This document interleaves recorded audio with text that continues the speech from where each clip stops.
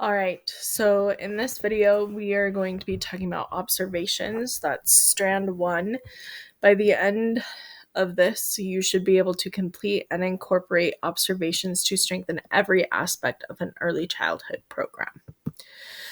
So the goal is for you to be able to incorporate observation techniques and guidelines while studying children and developing strategies to meet their needs. So we're looking at things that will meet children's needs, not necessarily our wants or their wants. Okay. So standard 1.1 is to understand the purposes of early childhood observations.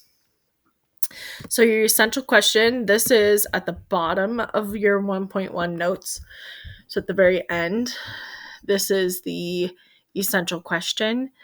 You're going to write, list the two kinds of observations and tell why observations are important. So you're going to write that down where it says 1.1 essential question. And then at the end of this, you should be able to come back and answer that question. And then write a summary about what you've learned. So go ahead and pause this video. Write down that essential question and then come back when you're ready to take notes.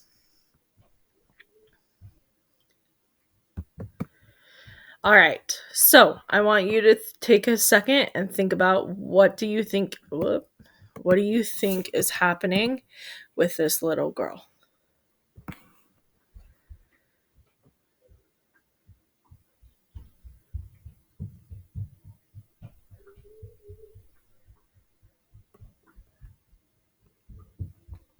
To some people, it might look like she's sad or lonely or upset, but we don't know that for sure from just looking at this picture, right? Would you have guessed this observation from this picture? Okay. Can you pick which one is Parker? So here's this observation. Parker usually likes to play by himself, but chose to be with Zach today. If he does choose a friend, it is usually Zach or Jacob. He loves to be funny. So can you guess which one is Parker?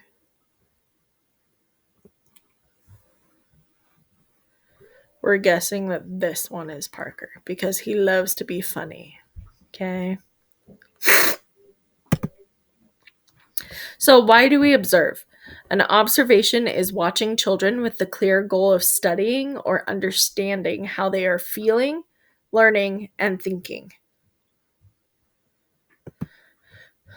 Observations are a fundamental tool to support awareness of a child's development, skills, interests, strengths, and play.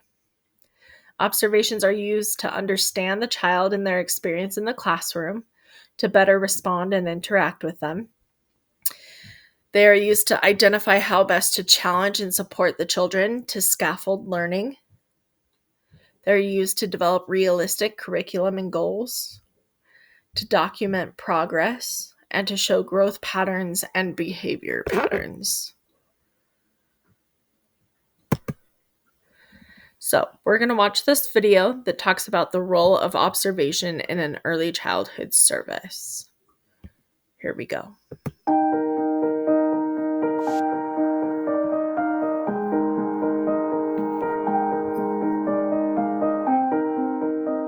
Observations are one of the many ways educators identify children's strengths and needs. Through observations, you can see what children are coping with, enjoying, finding easy, and where they might need more support. Taking time to observe children doing everyday things can help us understand the meaning behind their behaviour. Observing children can also help you understand what is part of everyday child development and what might be a mental health difficulty. Early childhood educators make many observations of children over the course of the time that they work with them. It's important that in those observations that they make about children, that they, from time to time over the course of the work, look particularly at the way children are travelling in terms of their social and emotional wellbeing, with a focus, if you like, on mental health. And what we're looking for in that sense is meaningful observations about opportunities where children are changing and growing, learning more about themselves and others, that we record. And then when we record that information, then we can make decisions about what we will do as educators to support their further learning. Observations are great for helping us understand the child and their various behaviours, because it's basically when you just take time to sit and watch and note things that the child's doing just as it's happening, and then you can go back and think more about what's actually happening in that time frame, and that allows us to get so much knowledge about that child. Early childhood educators and those providing care are often with kids for many hours in a day. So they're in a very unique position to know a lot and to know a lot in depth, about young kids. And they've got the opportunity to experience what these kids are like, both from a kind of emotional point of view, a behavioural perspective, and they end up usually knowing a lot about their relationships. Once they've known them for a while, they become very familiar with the way these kids relate, not only to themselves and how they might relate to other adults in the team, early childhood care providers or educators, but also how they relate to other kids and what their relationships are like with their peers. It's a pretty rich source of information. There's different kinds of observation to observe children's behaviour or to understand children's behaviour. I think observation that gives you a series of checklists and problems just makes everything feel heavier and takes your energy away about where you can go with this child. I think observations that document relationship are very valuable, in the sense that what I mean by that is that you look at how the child uses you as a resource. How free are they to come in and ask for help from you when they need help? Observations that help you to be able to see all the things that a child can do are very useful, because then you get the level that's the right starting level for a child. That's critical, because often I think when children have difficulties, we immediately think we have so much to teach them and they have so much to learn. And often what gets overlooked is the level to start at. So documentation, which helps you to see what a child can do, then you know where to start, and it also brings you in good connection with the child. So when we are collating documentation for the children, we obviously do it across all areas, but in particular with those children that we are finding we're having concerns, whether it be socially or emotionally, we document that in the same respects, I guess. We use snippets or anecdotal evidence, but then support it with our reflections and why we've come to that. We also, if we have had a conversation with parents, we also document that in the same book. So it's a running record basically of that child and who they are at the service. If we look at how children communicate in the very early years, they'll communicate generally through their behaviour and through their actions.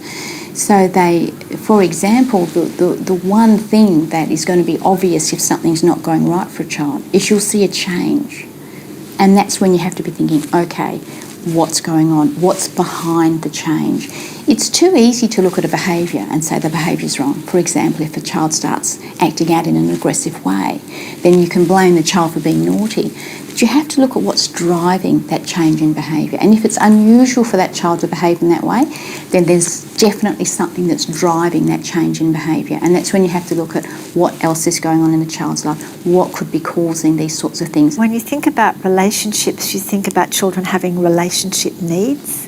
And so their behaviour is how they communicate those needs. And then you can have different ways of thinking about those needs. But the most important thing is, to me, that if you think about a child's relationship need, it's genuine. It's not a greedy or selfish need. It's an authentic need. There's a quote that I love about that all behaviour are feelings that are meant to be heard. So I think that behaviour really does tell you about how children are feeling about themselves on the inside, what they expect of themselves and what they expect from the grown-ups in their life. An early childhood educator who has some concerns about a child's mental health needs to act. They need to think about what they're going to do in response to that. I think sometimes an educator might need to consider in the first place whether this is something of deep concern or whether this is something that's normal for a child.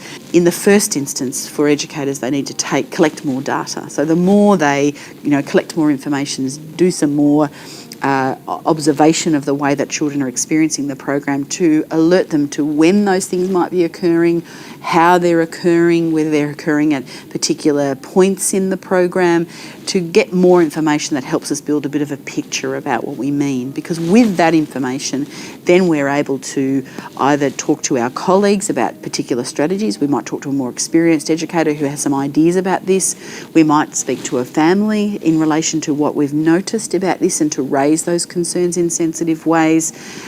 We also might at that point actually source some other professionals who can assist us with the thinking, because it's really important for educators to realise that they're not experts in everything. It's something that at times we need particular expertise to deal with something particularly.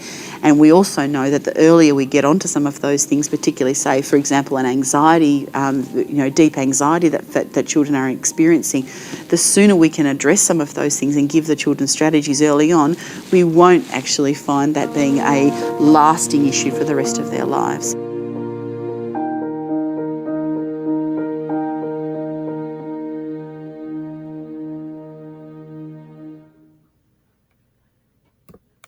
Alright, so hopefully that video helped you to learn about some of the roles of observations in early childhood service.